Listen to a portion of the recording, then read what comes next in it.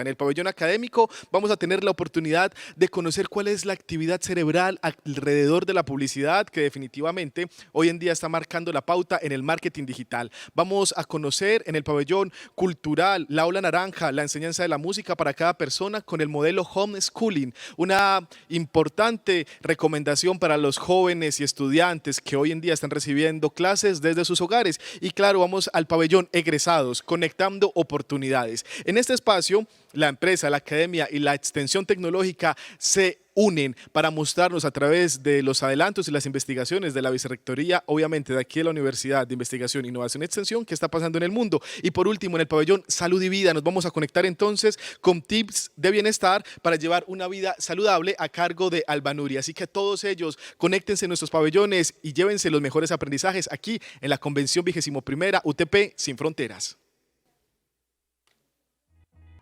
Muy buenos días a todos, ¿cómo están? No sé, me disculpan ahí cómo es el proceso con esto. No alcanzo pues yo a verlos, espero que todos me estén escuchando, que me estén viendo bien. No sé si de pronto me puedan confirmar la monitora. Listo, me dice que sí, muchísimas gracias. Bueno, me devuelvo un poquito acá.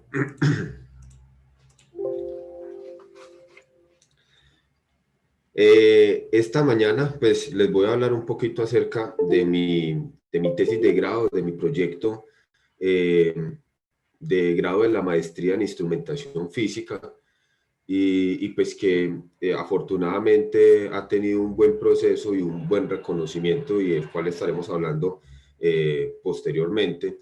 El título, Análisis de señales electroencefalográficas, una aplicación en neuromarketing.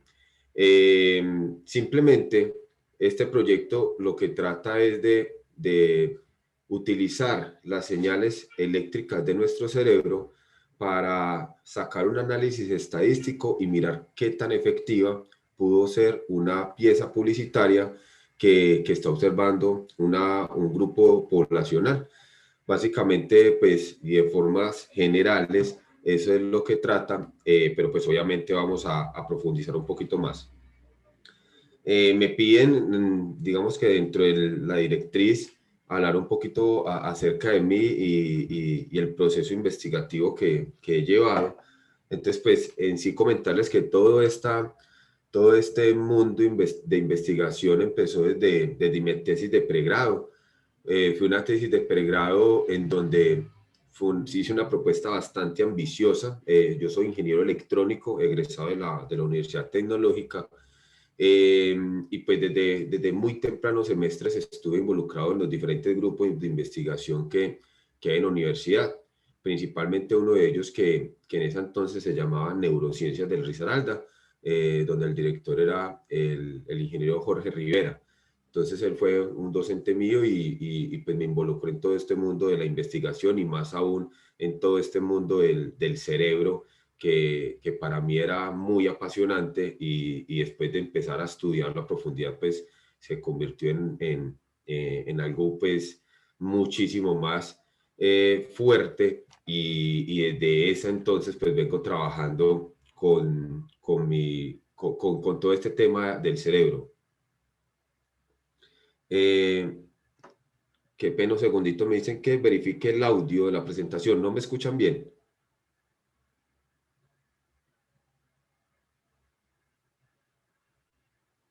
Se me escucha doble. Bueno, espérame, yo desactivo acá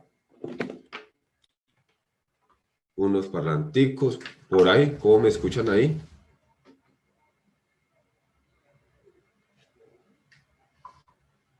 Vamos, ahí, Jensi, la monitora, por favor, me confirma.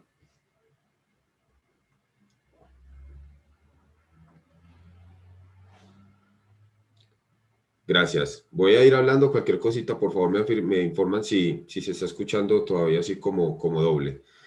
Entonces, desde ese entonces, empecé yo con todo este proceso de investigación acerca del cerebro. Se sacó una propuesta de tesis que era poder validar el valor de la presión intracraneal a través de métodos no invasivos.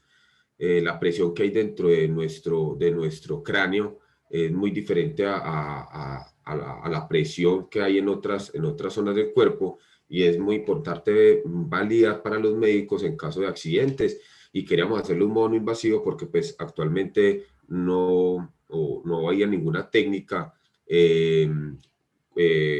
cuantitativa que me permitiera tomar estos valores, y se empezó a hacer todo un proceso, pero de igual manera eso no, no siguió el ritmo que debía, y pues eso quedó por ahí estancado. Después tuve la oportunidad de ser joven investigador en el grupo de investigación de mecánica, de tecnología mecánica, con el ingeniero Edgar Salazar. Estuve trabajando también allá en la UTP durante un añito. Miembro de investigación miembro de grupos de investigaciones aplicadas. Dentro de todo este proceso también pues tuve la fortuna de trabajar en el grupo del ingeniero Luis Enrique Avendaño. Eh, y todo esto me fue llevando a una contratación como investigador en Neurocentro. Entonces resulta que yo allá en Neurocentro se pasó una propuesta basada en la tesis de pregrado de esto de la presión intracraneal a Colciencias, y pues esa propuesta fue aceptada, fue aprobada, nos financiaron junto con el ingeniero Walter Serna, docente de la UTP, y pues allá conocí a mi mentor en toda la parte de neuromarketing, toda la parte del estudio del cerebro, que es el doctor Genaro Daza. Eh, Realizamos ese proyecto de la presión intracraneal, se tuvieron muy buenos resultados, y de todo ese mundo ya donde me empecé a involucrar con neurólogos, con neurocirujanos, con doctores en ingeniería, y de todas esas charlas pues alrededor de la investigación en el cerebro, pudimos sacar, o en todas esas charlas se dio una propuesta acerca del análisis del cerebro, pero enfocadas en la publicidad. Entonces de ahí como que viene toda esa parte de investigación. No salió pues así la idea de la nada. Eso es un proceso de varios añitos. No sé, me dicen que continúa el eco, pero no sé cuál podrá ser el proceso. Entonces vino esa financiación de Colciencias, como le comentaba, con el proyecto que habíamos propuesto en la tesis de pregrado. Fueron como 3 años después, pero la idea seguía, y fue un trabajo arduo, y pues al fin se obtuvieron buenos resultados. De esa convocatoria pues salió la propuesta de que se iba a tener un estudiante de doctorado, perdón, de maestría, y pues de eso me impulsó a realizar la maestría en instrumentación física. De igual manera pues siempre estaba en miras de poderla hacer, y en esa maestría entonces se propone como tesis la propuesta del análisis de la actividad eléctrica cerebral enfocada a las piezas publicitarias. Y ahí empieza pues todo este recorrido investigativo que finaliza el año pasado siendo nominado al Gran Inventor Colombia en alianza con Colciencias.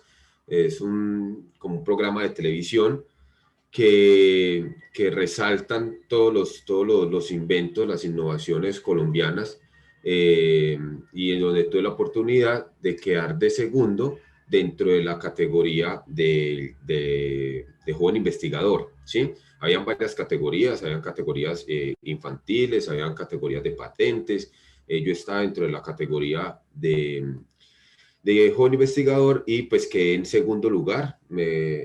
Estuvo una muy reñida esa competencia, pero bueno, fue una muy buena experiencia que fue lograda pues gracias a un trabajo de varios años, y que pues arranca principalmente desde mi ingreso a Neurocentro, y al cual pues tengo muchísimo que agradecerle, porque de esas reuniones interdisciplinares entre médicos, ingenieros, es donde se pueden hacer esas grandes cosas.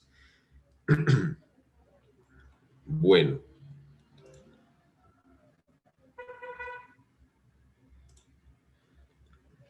voy a hablarles entonces ya puntualmente del proyecto, ¿cierto?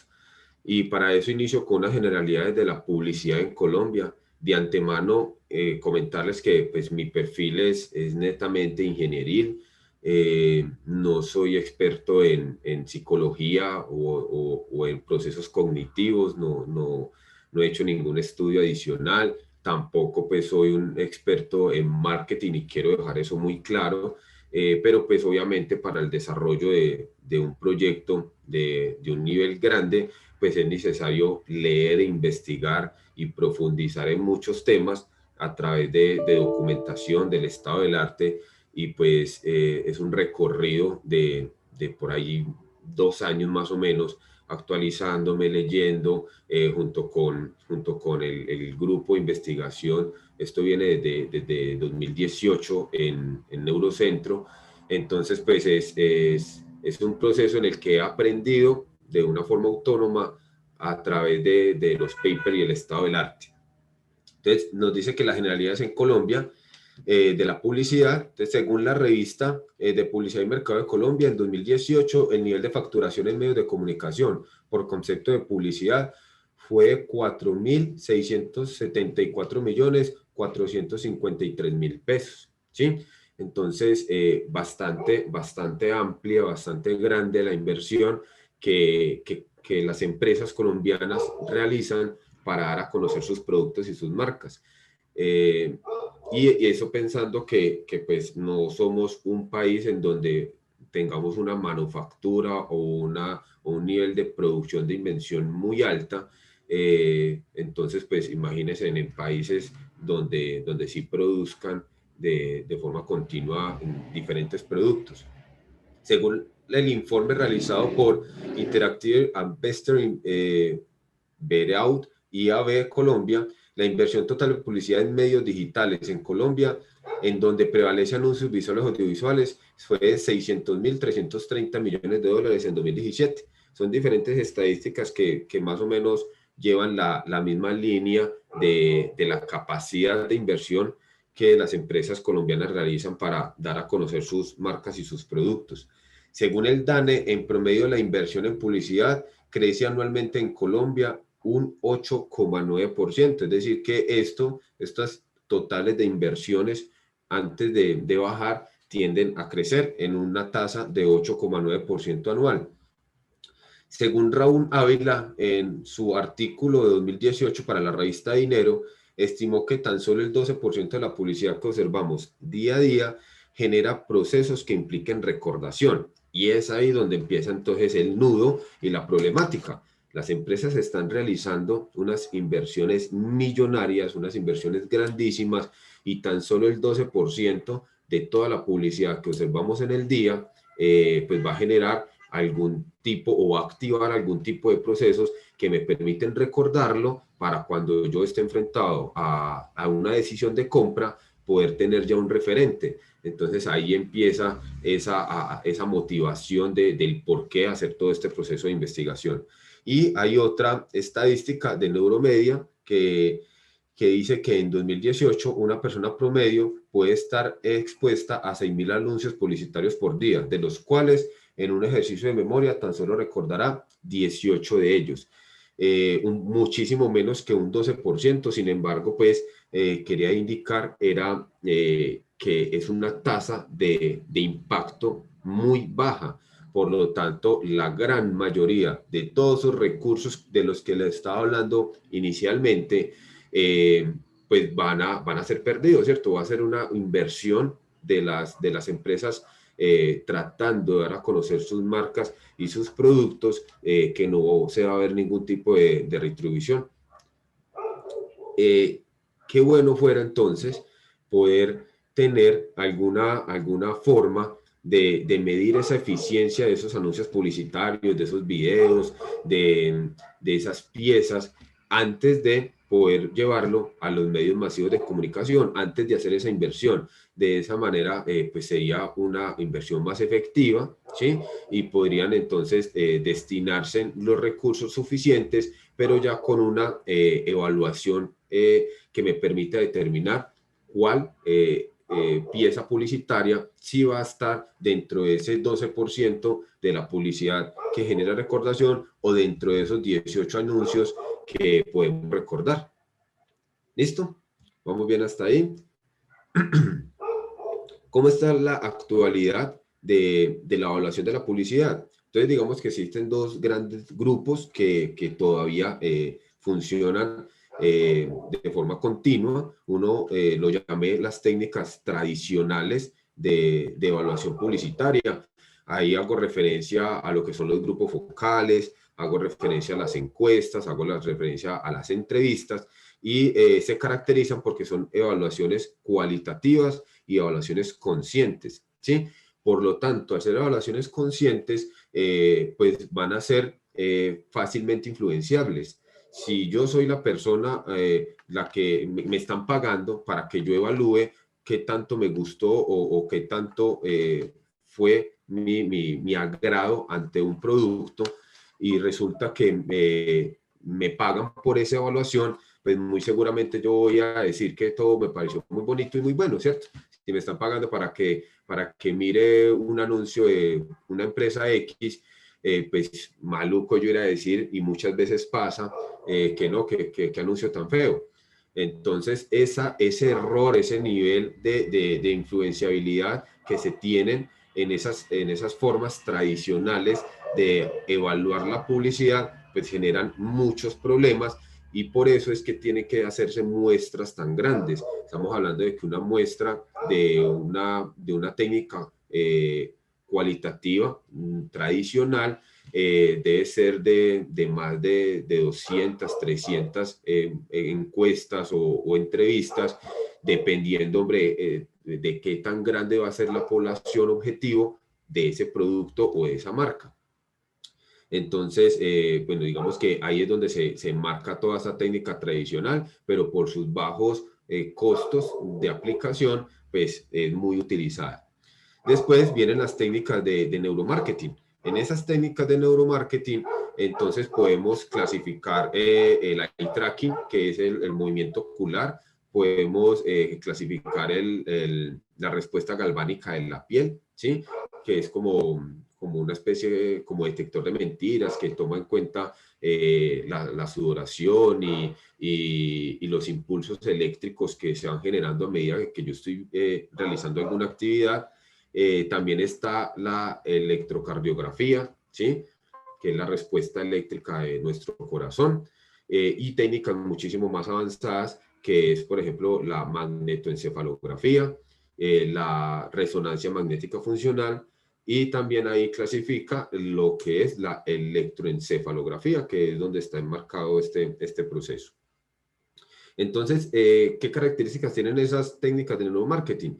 Lo primero es que es una evaluación cuantitativa. Yo ya no le pregunto al usuario qué tan bonito le pareció, le gustó, qué tal la combinación de colores, qué tantas emociones sintió, se sintió feliz, se sintió triste. No, simplemente yo lo que hago es tomar patrones o señales del cuerpo que van a permitir después en un análisis determinar si fue efectiva o qué tanto impactó esa publicidad o no. Entonces ahí ya estamos hablando de que vamos a tener, son datos cuantitativos.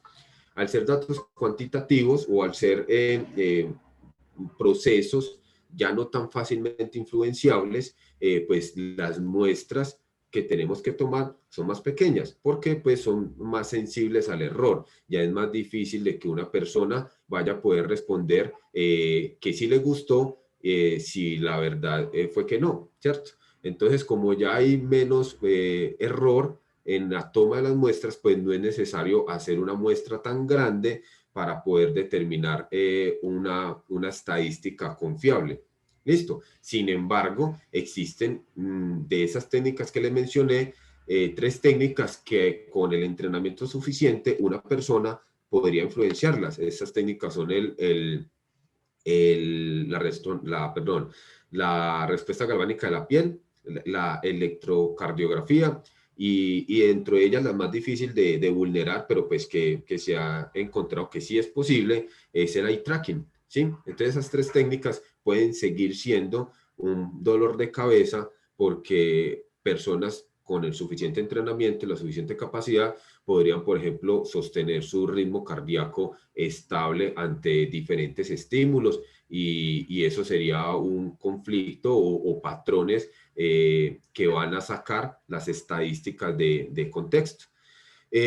O en los otros casos que no es posible influenciar esas respuestas, pues ya son evaluaciones demasiado costosas. Entonces ahí ya viene la magnetoencefalografía y la resonancia magnética funcional.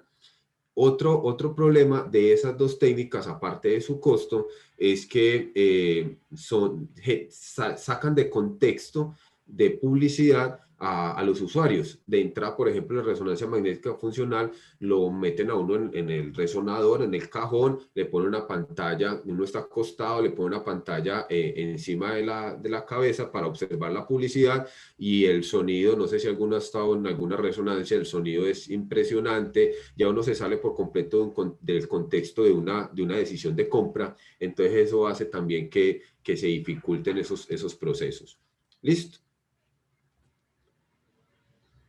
Es acá entonces, cuando ya le di palo a las demás técnicas, en donde saco a resaltar la técnica por la cual me decidí para hacer ese análisis de esas piezas publicitarias y es la electroencefalografía.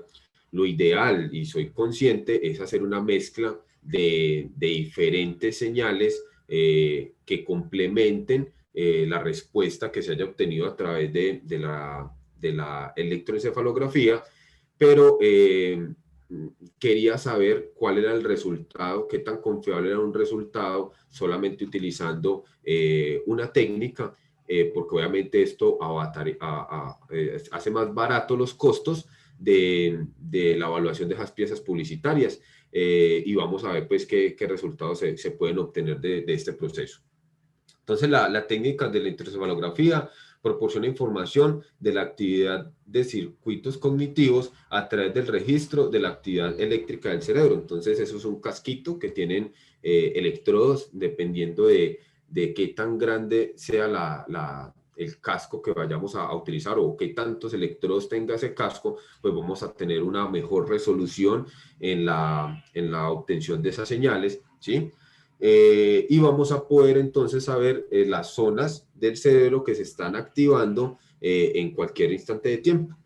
Permite solventar tanto el problema de la manipulación solvente, de la manipulación consciente, como de los costos elevados. Resulta que no se ha podido detectar alguna persona que sea capaz de manipular su respuesta eléctrica cerebral. Es una respuesta inconsciente. Nuestro cerebro constantemente está enviando impulsos eléctricos y por más que queramos nosotros manipular nuestro sentir o nuestro quehacer, nuestro cerebro pues va a hacerlo de forma inconsciente. Entonces ahí se elimina ese problema de que me respondan influenciadamente. Y también disminuye los costos elevados.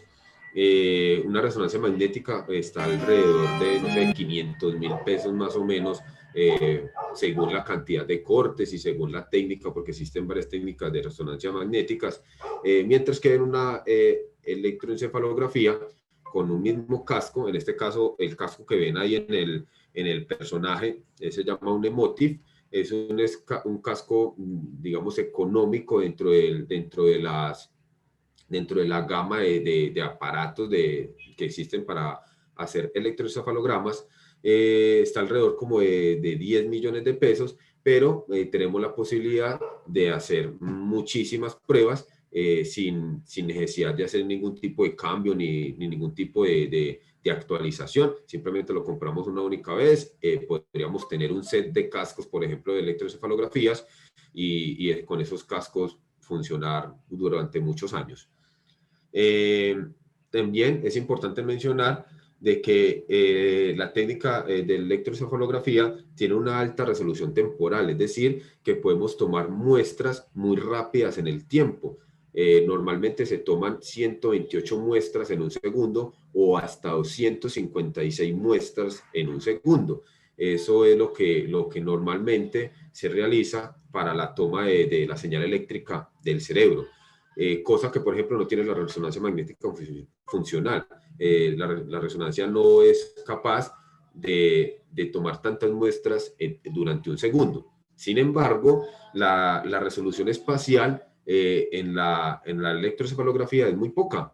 Solamente voy a poder tomar la corteza, el casco va pues sobre la cabeza y solamente va a tomar señales de nuestra corteza cerebral, es decir, que en zonas profundas, en donde también es muy importante y se llevan muchos procesos dentro del sistema límbico del cerebro, pues lastimosamente no podemos saber con precisión cuáles zonas fueron las que se activaron, o tocaría hacer unas técnicas de electroencefalografía diferentes que ya son con electrodos profundos, donde ya implica romper el cráneo e introducir electrodos, pero pues ya se salen otra vez del contexto de un análisis publicitario. Entonces, pues esa es una dificultad. Lo bueno es que los procesos cognitivos principales, las funciones ejecutivas principales se llevan a cabo en el neocórtex, que es como la corteza superficial de nuestro cerebro. Entonces, eso va a ser una gran facilidad para poder utilizar un casco de electroencefalografía. Bueno. Componentes para la toma de decisión de la compra. Entonces ya sabemos con cuál técnica vamos a trabajar, o con cuál técnica fue que me casé para realizar esta investigación. Entonces hay tres componentes principales que permiten que una persona tome la decisión de una compra. Es de ese análisis en donde yo voy a poder determinar qué quiero evaluar en esas señales eléctricas cerebrales, ¿cierto? Ya adquirí mi señal, pero ¿qué busco en ella? Tengo una cantidad de rayitas o de numeritos, me voy a volver un poquito así como lo vemos nosotros acá en la parte inferior, al lado del personaje. Eso es una señal eléctrica que tomé mía, de mi cerebro, y pues, ¿cómo sé yo ahí qué estoy buscando, cierto? ¿Qué quiero yo identificar? Entonces, para eso, pues, hay que consultar a los expertos en marketing para saber cuáles son esos procesos o esos componentes que permiten incentivar la compra. Ahí en esa actividad eléctrica está absolutamente todo, ¿cierto? Está nuestro pensar, si estamos hablando, ahí se va a ver. Bueno, en esa actividad eléctrica saben que nuestro cerebro controla todas las funciones de nuestro cuerpo, por lo tanto tenemos que saber puntualmente qué tenemos que buscar. Entonces dice, el primer componente son las razones, el primer componente por el cual nosotros realizamos una compra o estamos incentivados a tomar la decisión de una compra, son las razones que hacen referencia a los pensamientos y a la intención. La compra está determinada a suplir una necesidad específica y racional. ¿Listo? Entonces, ahí no hay ningún tipo de impulsibilidad. Yo ya no, ni emociones, simplemente yo necesito comprar algo porque se me dañó mi válvula del carro, que es marca tal, entonces puntualmente tengo que ir a buscar esa válvula, ese carro. Ahí no hay nada que yo pueda modificar, ¿cierto? O que pueda tratar de analizar, porque simplemente es una compra guiada por una razón. Necesito que mi carro funcione y por lo tanto tengo que comprar esta pieza específica. La segunda forma o el segundo componente para la toma de decisiones de compra son las emociones. Está basada en las emociones, emociones y deseos. Compras determinadas por la impulsividad, ¿sí? Entonces ahí es donde se centran muchas de las empresas de marketing, y poder guiar sus emociones para que compren a unas empresas determinadas. Y el tercer componente está relacionado con los hábitos y las experiencias previas. Compras determinadas por fidelidad con la marca o recuerdos positivos con un producto. Entonces ya ahí pues ya vienen unos procesos adicionales en donde, dependiendo de la experiencia que yo haya tenido con tal marca, dependiendo del nombre que ya tenga dentro de un mercado, pues entonces van a ser determinantes a la hora de yo querer comprar algún producto. Entonces, si hablan de tecnología, entonces uno entra, por ejemplo, está pensando en Samsung, ¿sí? antes que cualquier otra marca, porque digamos que son los líderes a nivel mundial en la parte tecnológica y pueden que a uno le den el televisor a mitad de precio, o sea, que digamos que la técnica para la venta sea costo y sin embargo no se vende igual y puede que tenga más funcionalidades, pero pues cuando hay una experiencia previa de buen servicio, de una máquina o de un producto bueno que no se le daña fácilmente, pues contra eso también es difícil competir. Entonces digamos que ahí se marcan todas las posibles decisiones de compra que nosotros vayamos a poder tener. Esto de aquí salen los 4 constructos principales en los que se van a enmarcar. Uno de ellos es la atención y memoria, las actitudes y preferencias, la toma de decisiones basadas en información, el afecto y emociones. Me dicen que casi 5 minuticos, ya entonces vamos a dar finalización para la ronda de preguntas en caso de que las tengan. De todas estas opciones, pues donde se marcan más las empresas publicitarias son en medir la atención y memoria o en realizar piezas publicitarias en donde se ataquen directamente atención y memoria y afecto y emociones, debido a que actitudes, preferencias y tomas de decisiones basadas en la información están más guiadas por las razones. Por lo tanto, pues no hay mucho que influenciar ahí a través de una pieza publicitaria. Entonces, de forma general, esta propuesta de investigación lo que hace o lo que se pretende es capturar la actividad eléctrica de un usuario mientras observa una pieza publicitaria. Esa señal se preprocesa y se eliminan toda una serie de artefactos. A artefactos se refieren a diferentes ruidos que se pueden generar en el medio ambiente. Entonces, el movimiento de los ojos genera una actividad eléctrica que no me interesa, entonces debo eliminarla. Por ejemplo, la red eléctrica también es un ruido que se puede colar a mi actividad eléctrica cerebral y de tal manera pues me toca eliminarla. La señal cardíaca también debo eliminarla. Entonces hay varias señales o artefactos que debo eliminar para poder tener mi señal lo más pura posible. Esta señal después se va a mapear a una representación tridimensional del cerebro donde se observen las intensidades de activación. Entonces lo que se pretende es que esa señal se lleve a un modelo del cerebro en donde a través como de un mapa de calor me digan qué zonas puntuales se están activando durante la visualización de esa pieza publicitaria.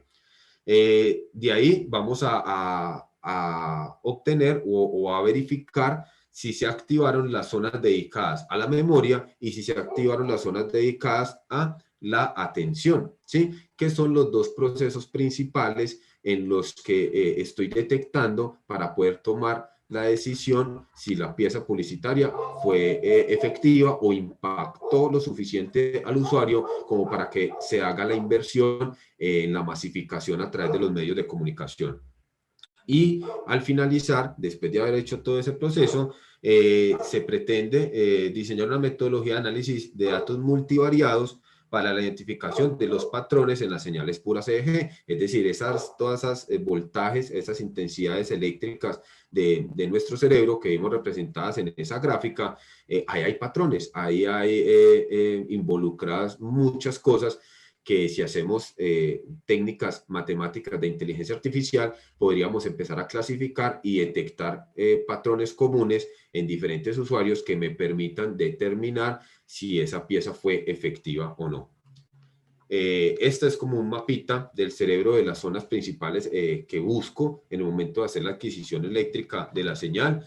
Y principalmente entonces está por acá en la zona prefrontal. Esta es la que está en color amarilla, dorsolateral, la corteza dorsolateral, la corteza ventrolateral y la frontopolar. Estas 3 zonas son las principales que se buscan porque ahí es donde se llevan a cabo, según el estado del arte y un mapa estandarizado de las funciones de nuestro cerebro que se conoce como las áreas de Brodmann y que ya está suficientemente validado. Van a estar involucrados los procesos de atención y los procesos de memoria. Entonces ahorita yo quisiera mostrarles un videíto corto, dura 2 minuticos, de cuál es el proceso que se lleva a cabo con la señal. me confirma si se está viendo el video, por favor. El video no tiene audio, simplemente entonces al usuario se le pone el casco de electroencefalografía, se le proyecta un software que diseñé para la proyección de imágenes. En este momento era una prueba con imágenes positivas y imágenes negativas para mirar qué tanto se interactúa nuestra actividad eléctrica cerebral con ese tipo de imágenes. El usuario observa esas imágenes y el casco empieza a adquirir todas esas señales.